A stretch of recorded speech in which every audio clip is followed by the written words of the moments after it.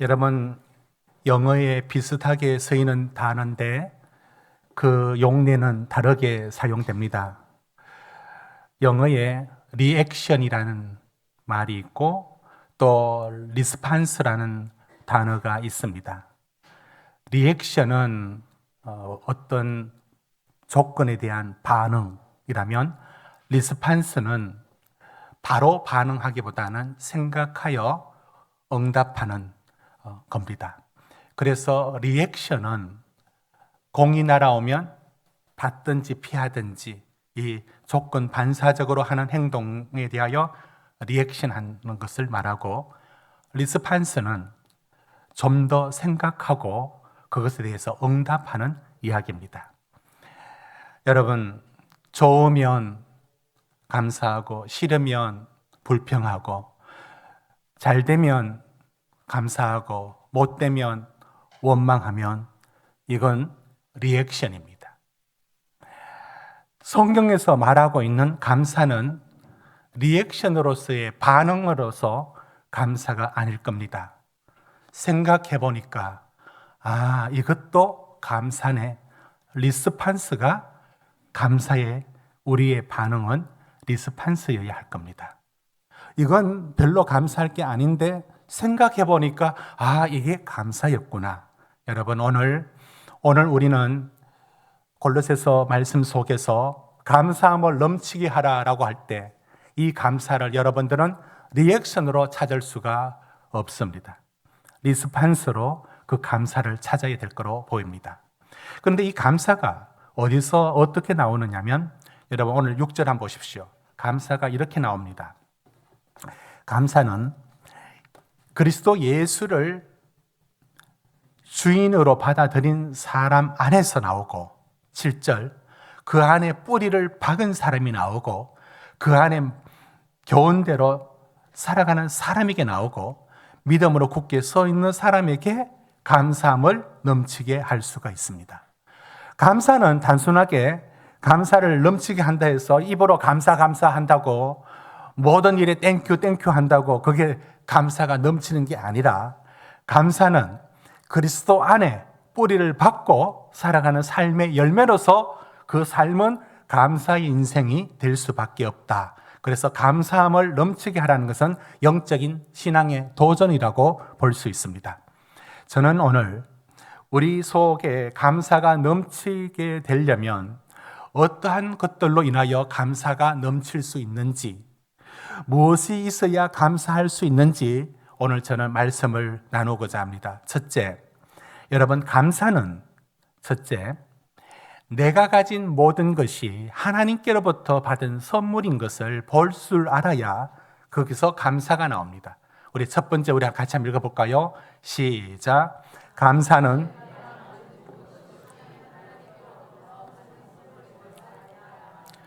여러분, 누가 줬는지를 알아야 감사를 하죠. 이게 내 거라고 생각하는데 도대체 뭘 감사할 게 있겠습니까? 감사는 이것이 어디로부터 왔는지를 알아야 되고, 그래서 그분에게 감사할 수 있으려면 이 모든 게 하나님으로부터 왔다는 것을 볼 수 있어야 됩니다. 여러분, 그럼 그걸 볼 수 있을까요? 여러분, 그걸 볼 수 있는 믿음이 있을까요? 여러분의 삶에 그걸 볼 수 있습니까? 하나님이 우리 삶에 시키는 첫 번째 훈련이 뭐냐면, 이런 훈련은 대부분 첫 번째 훈련입니다. 내가 살아가는 모든 것들이 하나님이 주셨다. 저는 머리를 말고 있어요. 그러나 내 삶 속에서 모든 것들이 하나님이 주셨다. 여러분, 이 훈련이, 이 첫 번째 신앙의 베이직이, 이게 하나님이 내게 주셨다라는 데서, 그걸 볼 수 있는 데서부터 시작됩니다.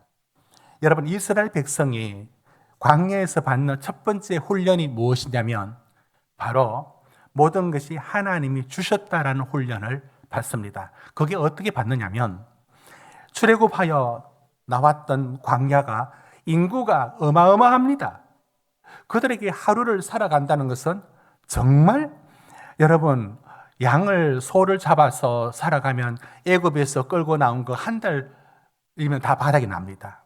그럼 농사를 지을 수 있습니까? 내일은 다른 곳에 가야 되는데, 불가능합니다. 뭘 먹고 살았을까요? 그 많은 인구가 60만에서 200만이라는 엄청난 이 인구가 어떻게 살았을까요? 여러분, 하나님이 만나를 내려주셨다라고 하고 있습니다. 그런데 이 만나를 주셨는데 이 만나는 이 아침에 그 나무 속에 자연 환경하고 관련이 있어서 나오는 탄수화물 하얗게 올라오는 그런 부분입니다. 이걸 먹고 그들은 40년을 살아갑니다. 만나를 먹으면서 살아갑니다. 근데 만나를 먹을 때 처음에는 기적이다. 이거 먹고 살아가니까 기적이다라고 했는데 이틀, 3일 지나면 벌써 이거 당연한 것처럼 먹고 살아갑니다. 여러분, 근데 하나님께서 이 만나를 주시면서 이 만나를 먹는 규례를 안식이라 규례하고 연결을 짓습니다. 출애굽기 16장 21절에 보면 이렇게 되어 있습니다. 아침마다 거둘 것인데 먹을 만큼 이게 한 오멜입니다. 한 2리터 정도. 그게 아침에 지나면은 더 못 먹습니다. 그러니까 거둬야 되는 거죠. 그러면 아침에 거둬야 되는데 이걸 먹는 방법을 이렇게 일러줍니다. 하루에 2리터씩 먹어라. 더 많이 가져가지 말고 2리터씩 한 오멜만 거두어라. 두 번째, 6일째는 2배를 거두어라. 그리고 7일째는 나가지 마라. 그거 얻으라고 나가지 마라. 이렇게 되는 겁니다. 나가지 마라. 나가지 마라. 여러분, 만나를 먹는데 이거를 안식일 규례하고 연결을 지어서 말합니다. 왜 그렇게 했을까요? 만나를 먹는 것이 무슨 훈련이냐면 이 음식이 하나님으로부터 온다. 그러면 6일째는 2배 거두어라. 그리고 7일째는 나가지 마라. 나가지 마라. 안 나가면 어떻게 합니까? 먹어야 되는데 하루에 한 오멜이 아니라 2오멜 거둬서 저장해 두면 좋지 않을까요? 그래 못하게 합니다. 그건 다 썩어지게 했습니다. 왜 이렇게 안식일 규례하고 만나를 같이 연결을 지었느냐면 하늘의 양식을 필요한 만큼만 먹고 남겨두지 말아야 되는데 이 일을 통해서 하나님은 무슨 훈련을 시키느냐면 먹고 사는 일이 네 손에 달린 게 아니라 하나님이 주신 거다라는 훈련을 합니다. 여러분, 이 훈련이 어떻게 해서 되는 겁니까?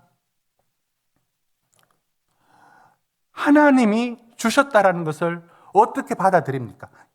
그날 분량만큼 거두는 거, 6일째는 2배 거두고 7일째는 안 나가는 거예요. 그래야 7일째 안 나가고 내가 먹고 살아 어떻게 가능해? 멈추어도 하나님이 주신다라는 믿음을 훈련을 시켜나갑니다.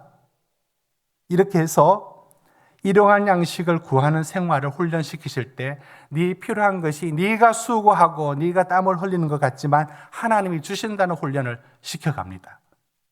여러분, 6일째 2배 거두고 7일째 쉰다. 저는 전에는 몰랐는데 우리들 카페를 지켜보니까 여러분, 교회가 주일날 문 닫는 거 쉬는 게 너무 당연하지 않습니까? 그게 성경이 말하는 원리하고 일치하지 않을까요? 그렇습니다. 그래서 우리 교회는 주일날 문을 닫습니다. 그런데 이것이 성수기, 비수기를 따졌을 때에 한 달에 4번을 문을 닫지 않습니까? 그러면 매일 운영하는 입장에서는 적지 않은 금액이 수입이 없어지는 겁니다. 이걸 저는 거 계산하면 이거 왜 손해보는 일을 왜 해요? 하나님이 그렇게 하지 않아도 살아가게 만드신다라는 믿음이 있어야 되는 겁니다. 우리가 수고하고 애쓰지만 하나님이 공급하신다는 믿음이 있어야 할 수 있습니다. 여러분, 하나님이 우리한테 훈련시키시는 첫 번째는 네 손으로 노력하지만 하나님이 먹여 살린다는 사실을 네 눈으로 만나를 먹으면서 배우라는 얘기입니다. 이걸 신명기 8장 3절에는 사람이 떡으로만 사는 게 아니라 하나님 말씀으로 산다는 것을 가르쳐 주시고 있습니다.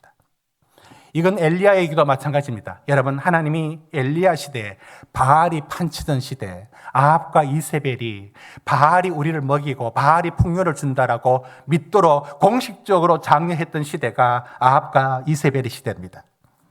하나님은 엘리야를 세웁니다. 그때 엘리야는 그럼 타고난 능력에 서진다냐? 아닙니다. 성경은 엘리야를 우리와 성정이 같다, 우리와 똑같은 인간이다라고 말합니다.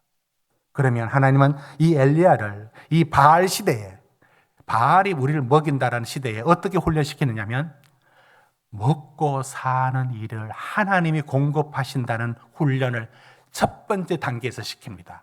그것이 여러분이 알고 있는 것처럼 열왕기상 17장 1절에 보면 수년 동안 비를 내리지 않게 하고, 아니 이슬도 내리지 못하게 하고 시냇가에, 그릿 시냇가에서 머물게 있을 때 하나님의 까마귀를 통해서 먹입니다. 이게 가장 첫 번째 훈련입니다. 엘리야의 믿음이 하늘에서 뚝 떨어진 믿음이 아닙니다. 내가 먹고 사는 일이 하나님으로부터 온다는 것을 배워나갈 때 이것이 축적되어 가지고 죽고 사는 것도 하나님 손에 달렸다라는 갈멜의 기적의 주인공이 될 수 있는 믿음의 수준은 먹고 사는 지금의 이야기가 하나님으로부터 온다는 걸 배워야 했고, 이 단계, 그 다음 단계도 먹고 사는 얘기입니다. 사르밧 과부에게로 가라 합니다. 사르밧 여인이 부자인 줄 알았어요. 자기를 공개할 부자인 줄 알았어요. 사르밧 갔습니다. 알죠? 얼마나 없는지 찢어지게 가난해가지고 그 집에 외동아들하고 같이 있었는데 이 음식 먹고 이제는 굶어 죽어야 되겠다라고 있는 그런 처지입니다. 거기서 엘리야는 보게 됩니다. 나를 먹이는 게 사람이 아니라고, 나를 먹여 살리는 것은 하나님이라고. 그래서 그 통에 기름이 닿지 않고, 그 병에, 그 통에 가루가 닿지 않고, 그 병에 기름이 마르지 않는 오병이어 같은 기적을 보면서 하나님이 먹이신다는 훈련을 시키십니다. 여러분, 하나님은 오늘도 우리 삶에서 첫 번째 훈련이 뭐냐면 지금 살아가는 모든 것이 하나님이 주신 것이고 하나님으로부터 누리고 산다는 것을. 여러분, 빌립보서 4장 19절에 이렇게 말합니다. 이 말씀은 어디서 나왔느냐면 빌립보 교회가 어려운 중에도 바울에게 선교 헌금을 보내어서 후원을 합니다. 바울이 어떤 마음이 되었느냐면 너무 고마워서 4장 19절에 우리 같이 한번 읽어볼게요. 시작. 나의 하나님이 그리스도 예수 안에서 영광 가운데 그 풍성한 대로 너희 모든 쓸 것을 채우시리라. 저 말씀은 이런 겁니다. 어려운 형편에 나를 도와서 너무 고마워. 그런데 나는 믿는 게 있어. 너희가 나를 도왔지? 너희는 하나님이 너희를 도우실 거야. 하나님이 너희에게 도우실 거야. 여러분, 바울이 믿고 있는 게 뭐냐면 바울은 이 부분의 믿음을 분명히 갖고 있었어요. 내가 도움을 받았다고요. 그러면 내가 저 사람을 지금 바로 도와줄 수가 없어요. 그럼 어떻게 하나님이 저들을 복으로 반드시 갚아주실 것을 확신하고 있는 게 바울이에요. 하나님이 공급하시고 하나님이 그들을 넉넉하게 채워주실 것이라. 너희 쓸 것을 채우시리라. 하나님이 채워주실 것을 믿습니다. 여러분, 저는 목회가 무엇이라고 배웠느냐면 목회는 성도들로 하여금 사랑의 수고와 짐을 지고 섬기도록 하여. 왜 고생시켜? 왜 고생시키느냐고요? 그 일을 통하여 하나님이 그에게 복을 주시도록, 복 받는 인생이 되도록 강제, 아니 자원하는 심령이 되어 믿음으로 나아가서 섬기게 만들어 사랑의 수고를 하게 하여 그 일로 인하여 하나님이 복을 그에게 내리도록 만드는 게 목회라고 봅니다. 여러분 삶 속에 이 모든 것들이 하나님으로부터 온다는 사실을 믿고 있습니까? 나의 힘이신 여호와여. 여러분 시편 18편 1절에 다윗이 이렇게 말하죠. 나의 힘이신 여호와여, 내가 주를 사랑하나이다. 다윗의 힘이 어디서 나오느냐? 나의 힘은 하나님으로부터. 자기 힘 의지하던 인생에서 하나님이 자기의 힘이 되고, 다윗은 압살롬 일로 인하여 내가 내 몸에서 난 자식도 내가 아무것도 할 수 없다는 사실 앞에 무릎을 꿇습니다. 다윗은 알게 됩니다. 하나님, 살아갈 모든 힘도 하나님이 주셔야 됩니다. 여러분, 오늘 저는 첫 번째 말씀에서 여러분에게 도전합니다. 하나님이 우리한테 훈련시키는 신앙의 첫 번째 단계는 내가 누리는 모든 것들이 누구로부터 오느냐? 여러분, 우상은 다른 게 아니에요. 엉뚱한 곳에 감사하는 사람이 우상 숭배자고, 그것을 주신 분이 하나님인 것을 아는 것이 그게 신자입니다. 여러분 삶 속에 오늘 살아가게 만들고 여러분의 삶을 지탱케 하시는 수많은 많은 것들을 공급하시는 그 손길이 하나님으로부터 왔다는 하나님의 선물로 볼 수 있기를 주의 이름으로 축원합니다. 두 번째, 여러분, 감사가 뭐 때문에만이 아니라 감사는 하나님이 나의 최고의 복이고 하나님이 내 기업인 것을 알아야 그게 진정한 감사가 나옵니다.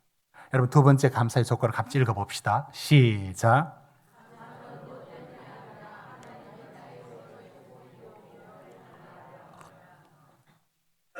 그렇습니다. 감사는 뭐 때문에 감사합니다 라는 리액션이 아니에요. 물론 그것에 대해서는 감사할 줄 알아야 되죠. 그러나 신자에게 요구되는 감사는 하나님, 당신이 내 감사의 원인이고 이유이고, 하나님, 당신으로 인하여 내가 만족하고, 여러분, 이것이 감사의 깊이, 신자의 깊이로 나가야 됩니다. 참 좋은 말이에요. 그런데 현실은 저 말은 불가능합니다. 우리는 절대로 하나님으로 만족한다 말뿐입니다. 절대 그럴 수 없습니다. 인간은 하나님으로 만족을 한다, 하나님이 나의 기업이고 하나님이 내 복이다 라는 말을 인간은 말할 수가 없어요. 여러분, 생일 맞은 아이가 아버지가 퇴근하면서 뭘 사올까 기다리다가 문을 열고 들어올 때 아이 눈이 어디로 가느냐면 아빠의 얼굴을 보는 게 아니라 아빠의 손을 봅니다. 뭘 들고 왔을까? 동일하게 우리는 하나님으로부터 받을 지금 필요한 물질, 지금 필요한 세상적인 것들이 선물로, 축복으로 말하고 있습니다. 우리는 하나님의 얼굴을 만족하지 않습니다. 우리는 하나님으로 만족하지 않습니다. 우리는 하나님이 주시는 것으로 기대하는 생일을 기다리는 아이와 동일합니다. 그러면 하나님으로 만족하고 하나님이 나의 기업이시고 하나님이 나의 복이라는 사실을 받아들이는 감사의 단계는 어떻게 도달할 수 있습니까? 일단 말합니다. 불가능합니다. 불가능하다고 성경이 말하고 있습니다. 여러분, 부자 청년 이야기가 마가복음 10장에 나오고 마태복음 19장에 나오고 누가복음에도 나옵니다. 부자이고요, 청년인데요. 그리고 누가복음에는 고위 공무원, 관원이라고 말합니다. 다 갖췄어요. 아쉬운 게 하나도 없습니다. 모든 걸 다 갖췄어요. 젊은 나이에 다 성공을 다 이뤘습니다. 그러면 그가 길에서 예수를 만나서 뭐라고 묻는지 아십니까? 선한 선생님, 내가 어떻게 하여 영생을 얻으리까? 깜짝 놀랍니다. 저렇게도 부자고 저렇게도 성공하고 젊은 나이에 다 이룬 그가 관심이 세상적인 데 관심 있는 게 아니라 영생에 관심이 있는 거예요. 사람들이 확 봅니다. 예수님이 말하죠. 계명을 다 지켰느냐? 예, 나는 어려서부터 다 지켰나이다. 그래. 근데 한 가지 부족한 게 있는데 뭐죠? 뭐라도 할 듯이 묻습니다. 네가 가진 모든 재산을 팔아 가난한 자들에게 주고 나를 따르라. 여러분은 이 말을 기독교 구원에 대한 어떤 교리로 받아들입니까? 모든 걸 다 팔아 가난한 자들에게 주어야만 구원을 얻는다는 얘기로 말씀했을까요? 이 말은 우리에게 하시는 말씀이 아니에요. 그 청년의 마음에 우선순위에 뭐가 들어있는지를 끌어내기 위하여 던진 질문입니다. 우리 주님이 그 청년을 꿰뚫어 보고 하는 말입니다. 그 말은 우리에게 하는 말씀이 아니에요. 뭐라고 묻습니까? 다 팔아줄 수 있겠느냐? 부자 청년 관원은 시입이 근심하고 돌아갑니다. 뭘 보여줍니까? 영생을 구한다고요? 아니, 인간은 영생을 찾을 사람도 없고 천국을 찾을 사람 없고 지금 당장 그거 말뿐인 거 다 한 겁니다. 진짜 당신 원하는 거는 돈이에요. 성공이에요. 이 땅에 물질적으로 얻어지는 성공을 말해요. 그런데 말하죠. 천국과 영생을 사모한다고. 우리 주님은 다 합니다. 거짓말하지 마라. 여러분 중에 누구든지 나는 주님으로 만족합니다. 또는 나는 천국과 영생을 사모합니다라고 말할 때 주님은 그 말할 때 여러분 청년의 그 마음을 꿰뚫어 보신 것처럼 우리 중에 모두에게 그 말을 하더라도 우리 주님은 눈 깜짝하지 않고 말할 겁니다. 그게 거짓말하고 있다고. 거짓말하고 있는지를 당신도 모르고 거짓말하고 있다고. 기독교의 문화에 적절한 답이 그거냐고. 우리 주님은 알고 있습니다. 절대 인간은 영생과 천국, 아니 주님 그 자체를 만족하느냐? 만족 못합니다. 그런 우리에게 제자들이 깜짝 놀라서 말합니다. 아니 그러면 누가 구원을 얻습니까? 26절에 예수님이 이렇게 대답하십니다. 27절에 사람으로는, 자 말씀 띄워보십시오. 사람으로는 할 수 없으되 하나님은 다 하실 수 있다. 하나님은 하실 수 있대요. 사람은 하나님으로 만족 안 됩니다. 사람은 물질적인 것들로만 주시는 하나님을 만족해요. 영생 천국 다 빈말이에요. 아니 그러면 정말 내가 주님으로 만족하고 내가 정말 천국과 영생을 사모합니다라는 마음은 어떻게 만듭니까? 27절에 하나님은 다 하실 수 있대요. 제가 묻습니다. 하나님은 어떤 식으로 다 저렇게 만들어낼까요? 하나님은 우리 본성은 절대로 하나님으로 만족하지 않습니다. 그게 인간입니다. 우리는 하나님 백날 말해도 원치 않습니다. 성공과 돈만을 원합니다. 이게 우리입니다. 예수님은 철저하게 우리의 인간 속에 인간이 뭔지를 알고 있습니다. 그런 우리를 영생과 천국과 하나님 당신으로 내가 만족합니다라고는 단계를 어떻게 만들어 가느냐? 다 할 수 있느니라. 어떻게 하실까요? 하나님 하시는 방법이 있습니다. 하나님은 지금 내가 가진 것들을 영원하지 않다는 사실을 보여줍니다.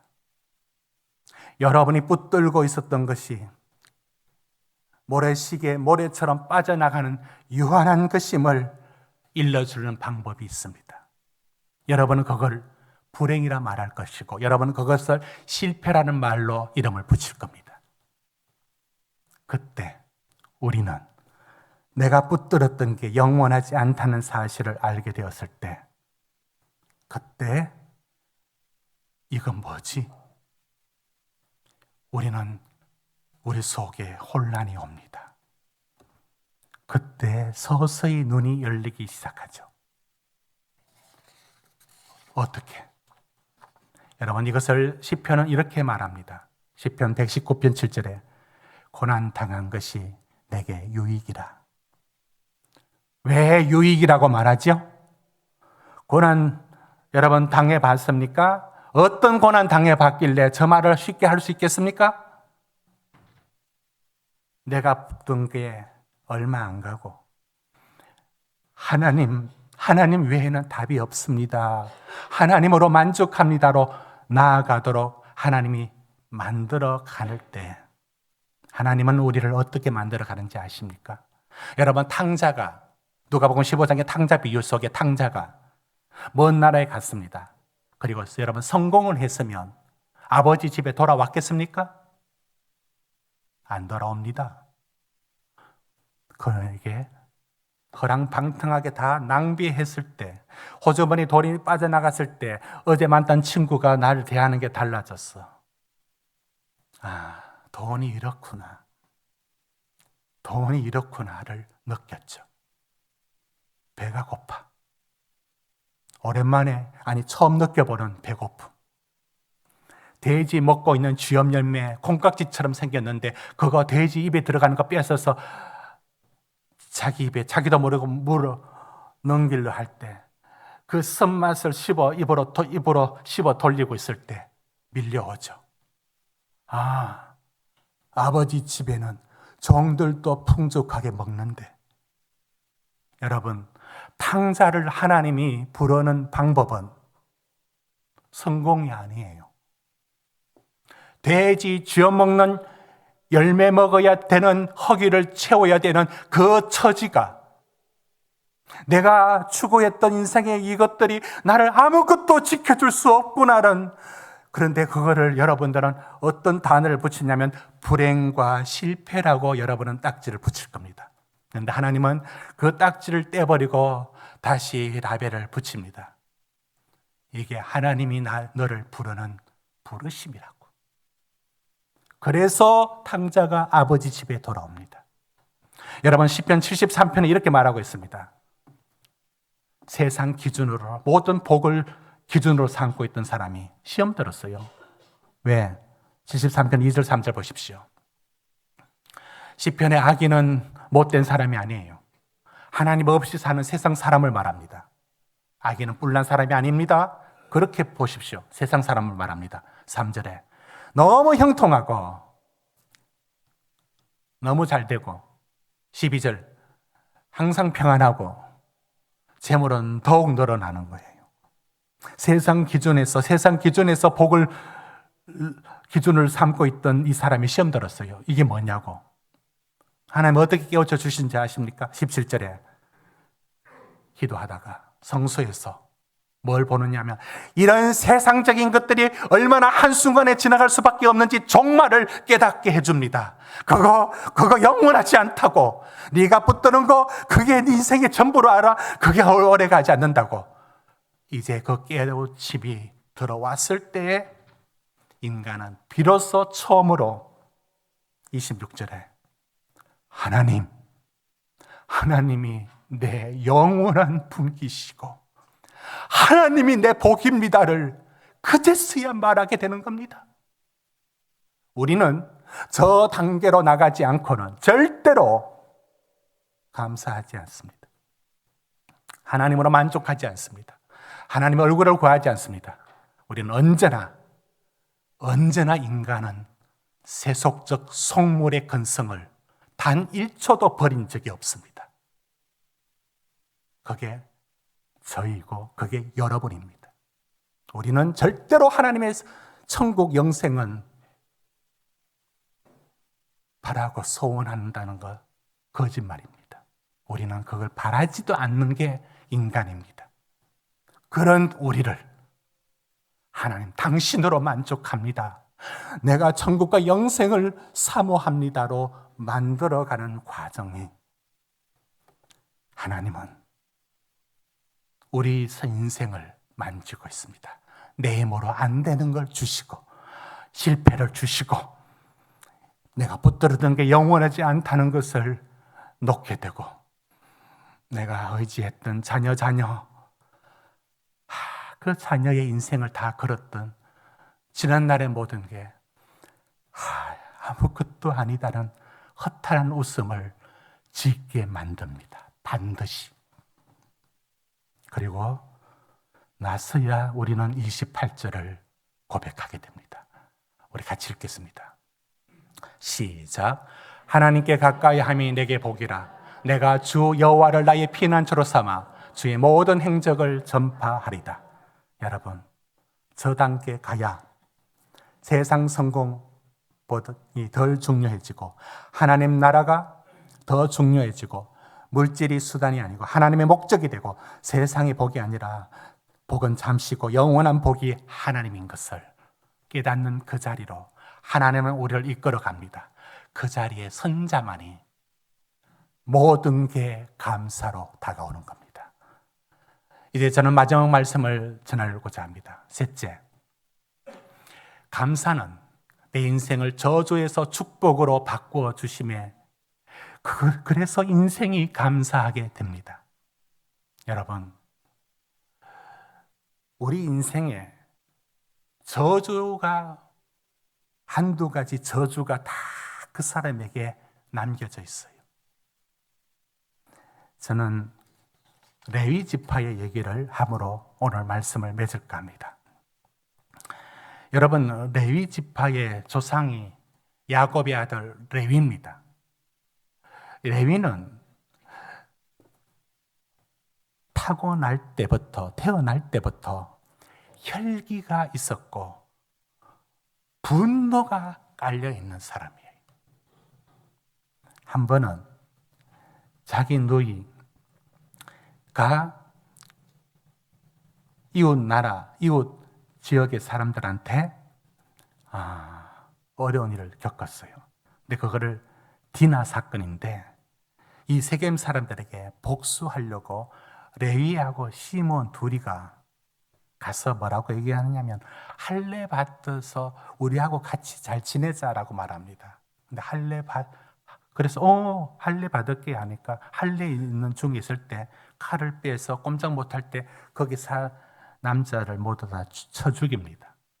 이 말은 하나님을 빙자해서 하나님을 팔아서 그들을 이용해서 죽이는 거예요. 레위가 너무 폭력적이고 혈기가 방자한 사람이에요. 창세기 49장의 야곱이 마지막에 이렇게 예언을 합니다. 49장 5절. 시몬과 레위는 형제요 그들의 칼은 폭력의 도구다. 그리고 6절에 보십시오. 혈기대로 살고 사람을 죽이고 소의 발목 힘줄을 끊는다라고 말합니다. 그래서 어떻게 되느냐면 7절 보십시오. 7절 끝에 보십시오. 내가 그들을 야곱 중에서 나누며 이스라엘 중에서 흩으리로다. 흩어버려요. 언제? 여호수아가 가나안을 정복하고 땅을 나눌 때 다른 11지파들은 다 땅을 차지합니다. 그런데 레위는 땅을 안 줍니다. 땅을 안 줍니다. 어떻게 해버립니까? 각 흩어진 지파의 레위 지파를 다 7절 띄워놓으십시오. 다 흩어져서 분배되어서 나갑니다. 땅을 안 줘요. 기업이 없어요. 여러분, 이게 저주입니다. 근데 하나님이 이 저주를 어떻게 바꾸냐면 레위가 어떤 사건이 있었어요. 그건 생각하고 하나님이 이런 레위를 바꿉니다. 레위는 한마디로 성질머리가 사고 칠 사람이에요. 피를 봐야 되고 폭력적이고 과격해요. 성격상 그런 사람이 있어요. 뭐든지 짓밟아야 돼요. 뭐든지. 그래야 그게 편안해. 이게 레위였어요. 레위는 그대로 놔두면 세상에 피 흘리며 살아가는 인간이 됩니다. 사고 칠 인간이 됩니다. 근데 하나님이 저 레위를 어떻게 하느냐면, 여러분, 천성은 바뀌지 않아요. 바꾸지도 않습니다. 그런데 저 레위, 피 흘리는 레위를 뭐로 바꾸느냐면 매일 피를 흘리며 살게 합니다. 뭐로? 양과 염소를, 재물을 각을 뜰 때마다 하루에도 수없이 목을 찔러 피를 쏟아지게 하는 일이 레위 일입니다. 하나님 뭐로 바꾼지 아십니까? 천성 안 바뀌어요. 이 칼이 강도한 때 사람 죽이는 칼이었어요. 레위에게. 하나님 뭐로 바꾼지 아십니까? 외과 의사의 칼로 바꿨습니다. 사람 생명을 살린 일로 그 레위를 바꿉니다. 얼마 전에는 죽이는 칼로, 지금은 사람 살리는 칼로 예배를 통하여 섬기도록 만들어 놓습니다. 오늘 레위기 인생에 말하고 싶은 얘기는 이겁니다. 레위는 그 성질대로 가만두면 사고치고 남 피 흘릴 인생입니다. 하나님이 그를 바꾸어, 그 저주를 바꾸어 피를 흘리지만 재물의 피를 흘려 거룩한 일에 동참시켜 그의 인생을 바꿉니다. 강도에서 외과 의사 바꾸는 만큼 바꾸어 버립니다. 여러분, 저는 한 번씩 생각해 봅니다. 저와 여러분이 교회와 예수 그리스도를 알지 못하고 살았으면 여러분은 어떤 레위의 모습으로 살았을까를 한번 상상해 봅니다. 여러분은 어떤 사람이 되었을까요? 저는 어떤 사람이 되었을까요? 내 속에 있는 분노와 혈기라는 이 칼날이 언젠가 한 번은 사고칠 인간으로 저주받은 인생을 하나님이 성전에 나무를 심듯이 성전에 살도록 고정시켜 놓고 꼼짝 못하게 레위 지파 예배하며 살도록, 다른 일 못하고 예배하며 살도록 결국에 하나님의 축복으로 바꾸어 놓은 인생처럼 우리도 왜 감사가 나올 수밖에. 우리는 사실 저주스러움이, 그 저주스러움의 세상에 말로 하면 진짜 뭐 같은 한 가닥이, 여러분 인생을 망가지게 할 한 가지가 다 들어있어요. 누구에게는 고집으로, 누구에게는 혈기로, 누구에게는 아집으로 다양하게 들어있습니다. 이것을 하나님이 인생을 바꾸어 저주가 저주 안 되도록, 그런 우리를 성전에서 일하며 살아가도록 만들어 두었습니다. 이 자리마저도 다툼과 분쟁과 끊임없이 공격하는 언어로 살아가는 인생이 된다면 하나님은 여기서 그 인생을 축복할 수 없습니다. 그런 저주를 벗어나 성전에 심어놓고 복받은 인생으로 만들어 놓으시는 하나님, 여러분은 이 인생을 바꿔주신 하나님 때문에 감사할 수밖에 없는 것입니다. 여러분 삶 속에 무엇으로 인하여 감사가 나옵니까? 하나님, 우리 인생이 그냥 두면 우린 사고칠 레위의 혈기가 우리 속에 있습니다. 이 혈기 마음대로 못 나오도록 성전에서 우리를 두셨습니다. 여러분 이 은혜를 아십니까? 이 은혜를 따라가고 있습니까? 우리의 감사는 내 인생을 저주에서 축복으로 바꿔놓으신 그 주님 때문에 감사할 수밖에 없는 인생이 된 겁니다.